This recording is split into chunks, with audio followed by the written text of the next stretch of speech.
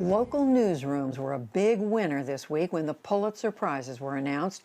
It underscored the value of local reporting at a time when newsrooms continue to lose journalists and papers have been closed or gutted.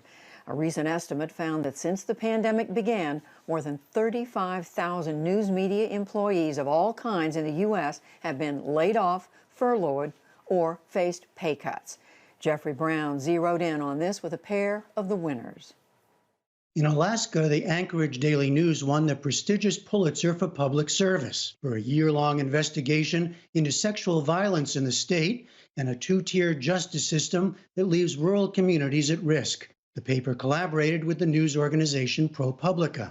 In Louisville, Kentucky, the Courier-Journal won the prize for breaking news reporting for its coverage of outgoing Governor Matt Bevin's last-minute pardons of hundreds of people, including perpetrators of violent crimes.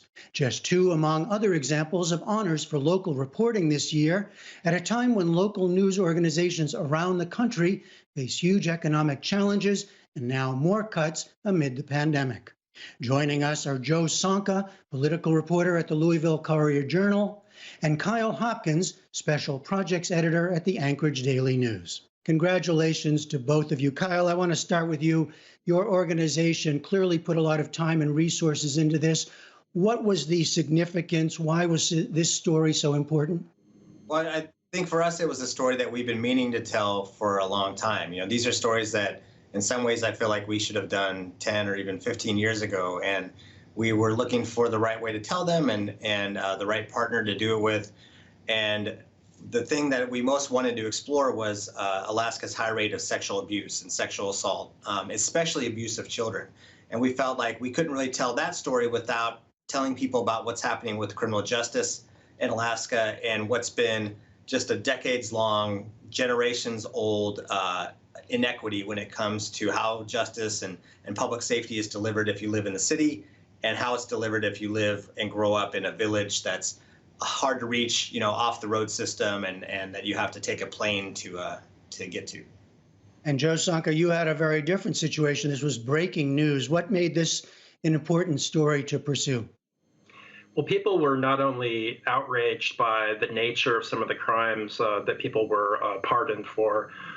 People were recently convicted of very long sentences for crimes of murder, child rape, but they were also outraged by the fact that many of the prosecutors were not warned, many of the victims were not warned at all. This was a total surprise to them. And then also our reporting was able to find some of the political connections that the families of those individuals had to Matt Bevin. One person who was convicted in a fatal home robbery, his brother and family had hosted a big fundraiser for Matt Bevin the summer before and raised over $20,000 for to retire debt from his previous campaign. So it really drew outrage across the political spectrum. You're both doing this kind of work as the landscape has shifted so much for local news. Kyle, what is the situation where you are, and how do you manage to continue to do this kind of work? Well, I like to say that our newspaper, the Anchorage Daily News, we've been through, all the things that small newspapers around the country are experiencing. We've been through it all. We, our ownership has changed a couple times. We went bankrupt. We had to survive the bankruptcy. We almost didn't exist. More recently, during the pandemic, like lots of small newspapers, we got hit pretty hard by a loss of revenue. And so a lot of reporters here and employees have had to take temporary pay cuts and see their hours reduced. And what's the situation for you, Joe? I haven't been to the newsroom in over 2 months now. We've been all working remotely. This is my office right here. Our reporters are also on furlough now. I'll be on furlough next week, and then next month I'll have another week of furlough.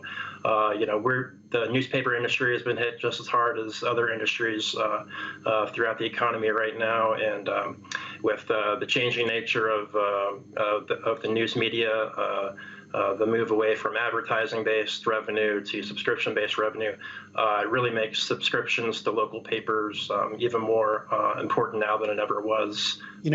We spoke to one of the other winners, Luke Broadwater of the Baltimore Sun, and he told us that on Sunday he took a pay cut. On Monday, he won a Pulitzer Prize. That just shows the kind of weird, crazy times that you're in. Joe, when people wonder now about the value of local news, of this kind of reporting. What's your response? Well, I think that we showed the value of local news by how many resources we devoted to this project and uncovered things that might not have been unknown to taxpayers if we didn't have our whole team working on it. We put out dozens of stories in the following month and found out some really incredible things about some of the pardons.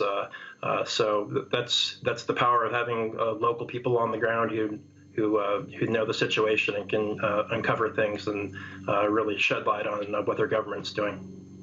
And Kyle, you're in a huge state, all kinds of resources, but I guess a lot of those things can go on without much of a spotlight. That's true. I mean, there's, Alaska is a resource-rich state, and there's not a lot of people, but there's a lot of money to be made here. And what we think is that if there's no one playing a watchdog role, you can imagine who's going to get elected, where that money's going to come from, and then what they're going to do in turn for, businesses that want to come here and make a dollar, regardless of how it impacts the land in Alaska and the people in Alaska. Kyle, I mentioned that you did this in a partnership with ProPublica. I just wonder briefly, if you think about the future, is that kind of partnership what you see? We felt like this was a kind of a proof of concept for us because we knew that, we didn't have much money. We just don't, and we don't expect to have much money in the future. And so how can we do work that we're proud of, but that takes a lot of time? And that's where we needed a partner who could help, that my salary was paid for by ProPublica last year. So that allowed me to spend all my time just on this one project. And so I think we're looking for more opportunities where we can, we know we have stories to tell. We know there's good stories to be done in Alaska, but we don't always have the resources and the bandwidth to do them. So who can help us do that? And in this case, it was ProPublica, which came in and helped with editing, helped with research. They have data experts that a small newsroom like ours doesn't have. And so I think there's a real hopeful future in those types of collaborations. All right. Well, congratulations to both of you once again. Kyle Hopkins at the Anchorage Daily News, Joe Slonka at the Louisville Courier-Journal. Congratulations. Thanks so much. Thank you.